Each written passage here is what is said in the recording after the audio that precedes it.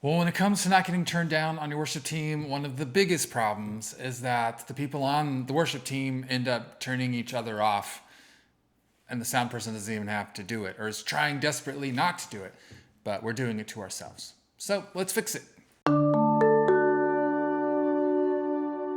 Well, hello, everybody. Welcome back. My name is Stephen Reed. I am part of the team here at Music and Ministry, and we are in this just gigantic dive now into what it is and what it takes to not get turned down on your worship team, because unfortunately, that is the reality in most places. And if you haven't been following along, I would encourage you to go back and watch all the episodes that we've done so far. We've been trying to do this sequential thing where we're, presenting some points and building on them and moving forward. But today we're going to circle back to an idea that we have talked quite a bit about, which is going to be adapting our recordings for a live performance. And that is a huge aspect of success in a worship team, because we do most everything that we do based on these recordings. And as I've mentioned throughout the course of time here, those recordings have a lot of value. There's a lot of things that we can learn from them.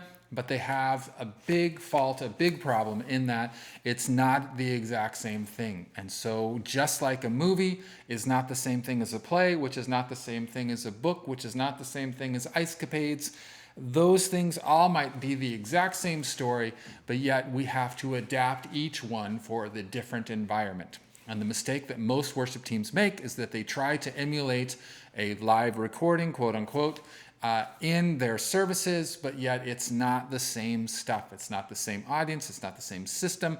There's just so much different. We have to adapt those things. Now, unfortunately, most people don't know how to do that, have not been trained how to do that. And so when they go, they may not even be aware that they need to do that. And so they just end up causing a lot of problems, having a lot of failures, and then being frustrated by those things. So that's part of what we're trying to do here today, is get through some of those things and help you and train you and make you aware of some things. So we've talked a little bit about how to make that conversion from our recording to our live environment. We've talked about how we most of the time are going to be dealing with a mono environment versus a stereo environment, and how we need to start cutting out the different parts that are involved in the worship team. And we played the game, which I would encourage you to play at your church or wherever it is you are, where you get a multi-track, you force mono, or you put it in the stereo system that it is that you're using at your church, and then you start to turn on and off the tracks and try to see if you can hear it or if you can't hear it. And when we do that, as we did in our video a few weeks ago, then you start to realize, oh, I don't need that part. I don't need 7 guitars. I need 1 guitar. Or I could cover these parts in 2 guitars. Or I don't need 8 keyboards and all these other things. Or we listened to one song that had this huge less string section and you couldn't hear a single note of it. Well, you can cut those things out. You don't need to try and replicate that in your live environment. You'll save yourself a lot of time and a lot of frustration, because there's just too much sound being fit into a small area that is our live environment. So I often say that almost every worship team is struggling because they have too much sound. I know that seems crazy, and I say a lot of crazy things here on this program, but it's true. And what we end up having is these sound people that are trying to desperately find clarity by carving all of these spaces in the sonic spectrum so that each instrument has a place, and there's all of these sound things that you can do with equipment and tips and tricks, and sometimes it's a little bit of manipulation. Or we can fix it with our orchestration. And I tend to be able to do both because I've spent a lot of time in sound and have done a lot of recording things in live sound, but I also have done a lot of work with orchestrating and being on worship teams and being environments where we don't have all of that equipment. And so then you have to figure out, okay, if I don't have this equipment, how am I going to do the same thing, get the same sound? Okay, there's 2 different ways to do it. And so I am always a fan of doing it the orchestrational way, meaning that we fix the problem at its source versus spending a lot of time, money, and energy and possibly manipulation to try and fix something that was bad to begin with. And so sometimes people have control over the orchestration and sometimes people don't. And a lot of times, as we've talked about, the sound person generally has no authority to talk to the musicians, to talk with the worship leader and say, hey, can we fix this here? Or maybe they just don't even understand that that's possible. And so that it ends up being kind of an us and them relationship where the sound person just does whatever they're going to do and the band does whatever they're going to do. There's no conversations in between. And again, that ends up in a lot of manipulation and deception to some extent. So we got to fix that problem. That's one of the issues we've been talking about as far as developing that tether to the reality that is that sound person, opening up communication systems. How do we get the right people in place to do that communication between the different entities there? And that's really the most important thing. Like if you can get those people to work together and to find ways to hear what the sound person is hearing, then you'll start making the same decisions in the sense of, that needs to change, or we need to do something different. And then hopefully I'll be able to give you the tools that you'll need to be able to fix whatever it is that's going wrong. And so I'm often conflicted because I do know how to fix some of those things, quote unquote, with the technology and with the manipulation and just using some of the bad systems that people use a whole lot. But that's not the best. And it just is wasting people's time where we could fix it from this other way. So I would definitely encourage you. I'm going to describe some techniques today, and I don't want you to go out and be like, oh, he described this, I'm going to do this, this, and this. No, I want you to open up lines of communication between your group. I want you to figure out these things so that way you don't have to fix it. That would be the best. That would make my heart happy at the end of the day. So one of the major things is what I want to talk to today is that we have to adapt our recordings to our live by playing fewer notes. And so I made the statement before that if you go and learn how to play the song exactly like they played on the recording, say you watch a playthrough video maybe online, or maybe you subscribe to something like worshipartistry.com. They don't pay me anything to promote them, but they do a great job of figuring out what they played on the recording and then showing you how to play that. And you would think, oh, if I play exactly what they played on the recording and we all got together, it's going to sound great. And the answer is no. There will still be people who will be getting turned off or will be buried by each other because those services and that information that they're putting out there online is to play it like the recording. And live sound is not like a recording. It's like live sound. And so we have to make that adaptation. And one of the biggest things is yes, we have to eliminate a lot of different people because we don't have the same amount of sonic space, but then we also need to play fewer notes. We need to make sure that we're not playing the same note. And so what that means is that if I play the same note as somebody else, well, in a stereo environment, I can put that one note on my right side and I can put that other note on my left side, and I still can hear both because I have this extra space to fill. Well, in a milder environment, those sounds are right on top of each other. And so the only way that you get heard is by being louder than somebody. And so it ends up then being what I call the volume war, where the only way you can tell who is playing the note is by which one's louder. And that is not a good place to be. So what we need to then do is not play the same notes. And that, I know, again, is another crazy statement because, again, you're going to get the music, you're going to watch the lesson, and they'll be like, this is where you play, and this is what you do. And I'm like, yeah, if you have all of those other things in place, which you don't, so let's make some adaptations. So before we dive into the specifics, the general rule is don't play the same notes as other people. And that's going to take some retraining. It's not something you've probably heard before, but it's definitely important. And if you don't do it on your own, then the sound person is going to start slicing and dicing you to where even if you are playing that note and it sounds good in your headphones, it's not making it out of the main sound system. They're basically turning parts of you off. And that has a lot of issues later on, but that's standard practice for most sound people because they're trying to gather some clarity in a world where people are doing the exact same thing as everybody else, and then trying to figure out how do we get some separation. So let's make our separation on our own.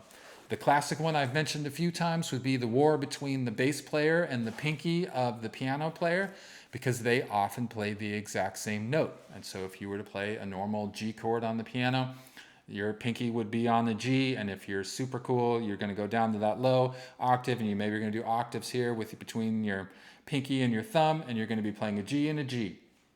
Well, if you were to ask the bass player, which G are you playing? They're going to be playing one of the exact same ones, and basses and pianos have a very similar sound, and so then the sound person then has to choose which one of those am I going to pick, and depending on what their preferences are as sound people, what you guys like as a church, whether or not they're married to the bass player potentially. You never know the situation there. they're going to choose one of them. And what often happens is that from a sound system perspective, a soundboard perspective, they're going to cut off the bass player, as we've talked quite a bit, and they're going to make it to where all we can hear is that one note. We can't even hear you plucking the string anymore. All we can hear is the sound of that note. They're going to do what's called a low pass filter or a high cut. It's going to be super deep. And so they're going to say, this is the area that you get to play in, bass player. Anything else, you're just up there making it for a show. This is all you get. And then what they'll go over to then is the piano. And on the EQ, they're going to apply another cut, but this time they're going to cut off the piano from the low end to the high end, which we would call a high pass filter or a low cut filter. And they're basically going to say, piano player, you basically get your finger cut off. You cannot play notes that are below that. Even if they do play their note, which they do quite a bit, and because they just turned off those sounds, sometimes they'll play it even louder, hoping to get some sound out of there. But the reason is because that piano player can't bring themselves to, or doesn't know how to not play that note that the bass player is playing, even though that's what they learned on the tutorial, even that's what they showed on the official walkthrough on whatever channel it is that you watched. That's the live conversion that the sound person is having to try to make for you. And so we basically are carving out these little sections for each instrument based on our inability to recognize that we're covering what everybody else is doing, even though we feel like, oh, we need more sound, we need more instruments. And the answer is no, we don't. We need to use what we're doing a little bit better. All right. Now, that sounds good for the most part as long as both instruments are playing. What then happens is if the bass player is out for a section of the song and we want the full sound of the piano, maybe the third song is more of a piano driven song, well, now the piano doesn't sound super great on its own because it's got part of the sound is missing from our EQ adjustment that we made. Well, now we've got a problem, but hey, we could throw on some more technology, spend some more money, some more time and effort. There is a way that you can actually connect the bass player and the keyboard player through a thing called side chaining that will then recognize when the bass player is playing, whenever it hits a note, it will turn on that filter to where it can't hear the low sound. And then as soon as the bass player stops playing, that filter will come off and then it'll be a normal piano. And so I just described to you a very long process of things that have to be done and put into balance and equipment that you have to have, all because we just want the keyboard player to not use their pinky on the same note that the bass player is playing, and we need the bass player to not be so busy with their plucking fingers. This problem could be solved in a very short conversation versus spending a whole lot of time and money to try and fix something that can be done relatively easily. All right, those are the kind of things. All right, so then as we continue across the sonic spectrum from our low to our high, we're going to run into all of these different places where different instruments start to live. And so one of the next one's going to be the acoustic guitar or possibly the electric guitar. And if the keyboard or electric guitar is playing the same note as an acoustic guitar, the acoustic guitar is a very fragile instrument, sonically speaking. And so it's going to get washed out very quickly. And you'll be like, why can't I hear that acoustic guitar? And then when everybody else stops playing, oh, there it is. It sounds good. That's also part of the reasons why, if you remember those days when people used to have floor monitors, right? And then you would have people always ask, hey, can I get a little bit more? Can I get a little bit more? And then everybody would stop playing and they would play their instrument. They're like, oh, that's much better. Thank you. And then you as the sound person didn't even get a chance to get your fingers up to find which one of the 1,000 buttons it was to turn it up. And you're like, wait a minute, I didn't. And then you start to realize, oh, wait a minute, they didn't actually need an adjustment. There's something else happening. And so that's what we then refer to as the ghost turn. And so sound people will then, from the rest of the time, put their finger up like they're making an adjustment, be like, is that better? Is that better? And then most of the time, if not 90 to 100% of the time, people are like, oh yeah, that's better, thank you. And it becomes this weird manipulation where it's like, I'm not actually making the adjustments that you want me to because there's some other issue. We don't know what's actually wrong, but I know it's not that you need more volume. But we end up having so much stage volume because everybody's covering each other's notes. Everybody's just getting louder and louder and louder to the point where at some churches I've been to, the mains aren't even on. All the sound that you're hearing is coming from the monitors. Why? Because we haven't trained people how to mix their monitors, and then we're all covering each other's sounds so we can't hear each other even though we're playing louder and louder and louder. All right. So if we fix, don't play the same note. So if you're an electric player and you're playing all 6 of your strings all the time, guaranteed you're making mistakes. And you're like, well, again, that's what they did in the recording. Doesn't matter. You gotta make some space for your friends. And I sometimes will use the illustration of like a photo. And if you're trying to take a group photo, well, you can't just like everybody run up to the front and take the whole photo. You got to find a way to like fit in and get a whole group. And if I was to try to fit my whole family in this frame, well, I can't stand here and be as big and as in the forefront here. I'm going to have to step back. I'm going to turn sideways, have my family. Well, we're going to have to squeeze in here in order for us all to fit. Well, because we don't have the right perspective, we're not looking at what the camera's looking at, which would be, in our illustration, the sound person or what's coming out of the mains. In our world, we all have our own individual camera that we're looking at. And so then I look at my camera and I say, oh, I look good. And then I push click. But then I'm like, the other 4 people or 3 people are doing that in my family. Well, we all may think that we're looking good, but nobody's seeing what we're seeing with our cameras. They're only seeing what's going on in that one. And if we don't make those proper adjustments, then we just have a lot of whoever is the favorite musician of the sound person or is the pastor or pastor's wife or whatever that would happen to be. And that happens so much that it's why I'm making these videos, because it's frustrating. All of this time, all of this energy, potential being wasted because we haven't figured these things out. All right, so from the standpoint of a guitar, you should not be playing all of your strings. So if you're acoustic guitar, you're going to either be aiming low in the sense you're going to play your bottom 3 strings, or you're going to be aiming high playing your top 3 strings. And depending on which ones you're playing, you're going to play differently.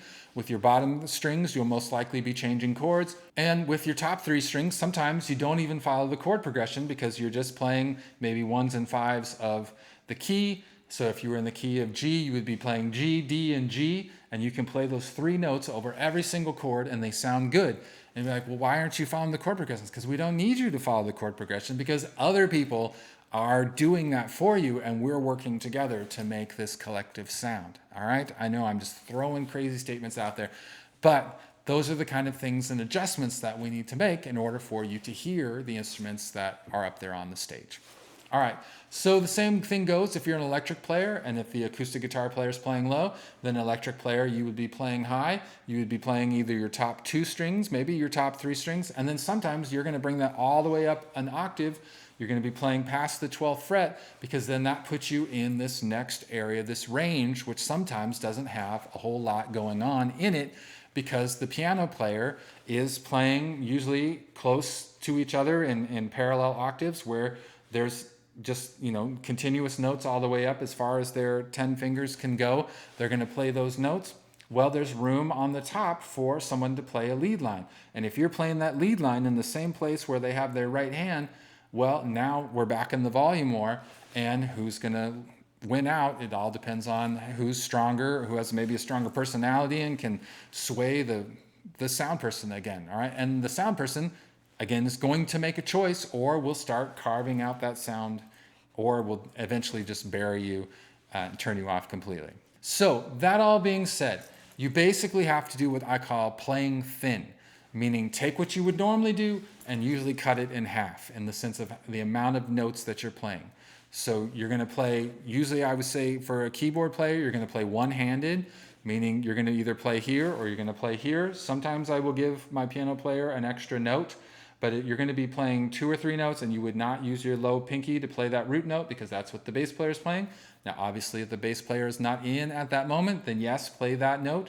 But as soon as they come in, you got to lift that finger up, you got to adjust for them, and then work together. All right, if you've got some other kind of instrument going on, you definitely have to carve in space. If you got a violin, you got a flute player, or whatever it would happen to be, you can't be all playing the notes that person's supposed to play. Otherwise, somebody's going to get turned down, and it may just be you. Depends. All right, the last one that I'll talk today is the biggest one. By far the most important, is because that's the thing that we're there to do, which is to get people to sing, to get them to worship to the Lord.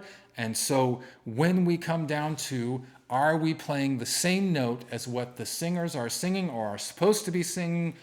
If we're playing that note, the singers are going to win most of the time, depending on your style of your church. Now, on the recording, you will listen, and if you go to the multi-tracks and listen, you will hear the background singers singing particular notes.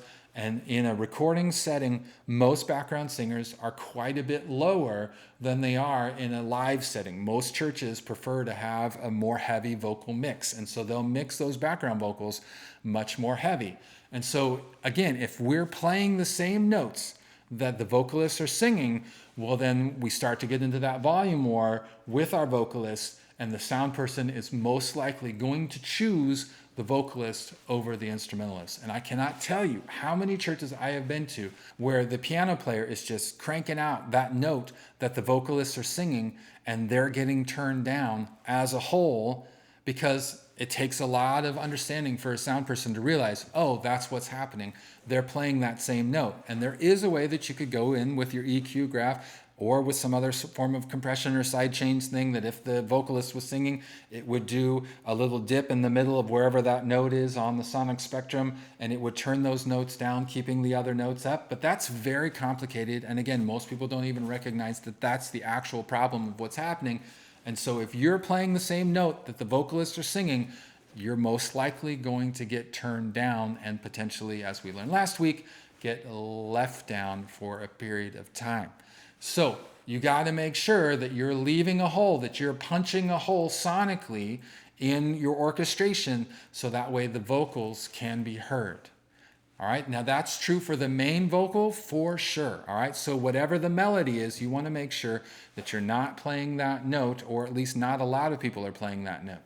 Now, if you've got harmony singers, that means you're going to have notes potentially on either side of that melody note that you're going to want to also make room for, because otherwise you as an instrumentalist are going to be turning down the background singers because you're playing the same note that they're trying to sing. All right.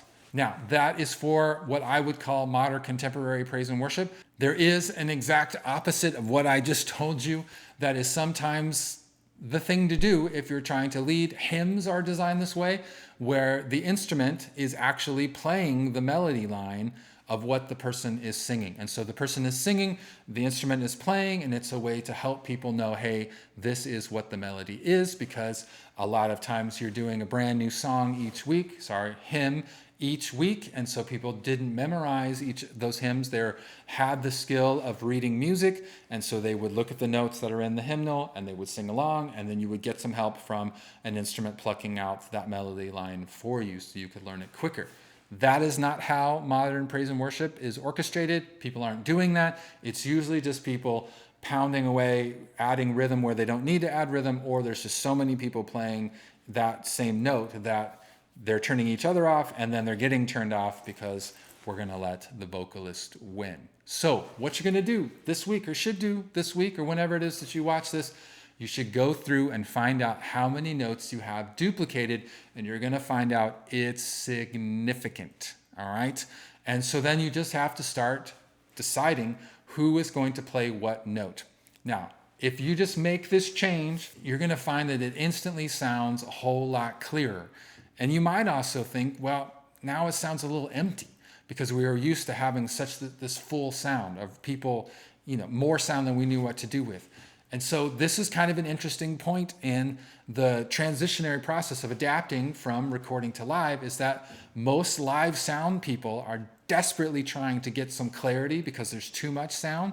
And so now, because there's going to be the right amount of sound coming out, we actually have to start undoing all of the things that we've tried to do to fix the problem that we have now fixed with our orchestration. So instead of slicing off parts of the instrument, we're going to let them have that back. So that's a freeing moment. And I've been the person who got to do that with teams and be like, all right, no more high pass filter on the piano, no more low pass filter on the bass guitar. And you're like, wait a minute, you mean I get to play these higher notes? Or they go to hit the keyboard and they're like, oh, wow, that's there. I didn't even know I could get it back. And it's like, yeah, well, we're trusting you here, right? Is that if the bass player is playing, you don't play that note, then I'm going to leave that off and you have the freedom to do it. And if they don't do it, then I kind of raise my hand and be like, hey, can you move your left hand up an octave? And they'll be like, oh yeah, that's right. And that's what we want. We want freedom. Freedom for the instruments to be able to do what it is that sounds good, but they got to be able to work together. And as we've talked about, all these things are integrated. They have to be in a system that allows them to work together. So you got to work on your monitoring. You got to work on your communication skills between your sound person and your team in order to make all of this happen, because it's almost impossible if you don't fix those other things, because how would you know whether or not it's working together? If you don't even have those people on in your headphones, how can you know if they're playing or not playing, which is sadly the case for most people. It's a lot to take in. But once you fix those things, and once you recognize that's the actual problem, you're going to fix it, and then you're going to be well on your way to making the music that you want to, doing what you want to as a ministry, and the Lord Jesus will be honored and glorified. It's going to be great. And my heart will be happy wherever I am in the time that you figure it out. It's going to be great.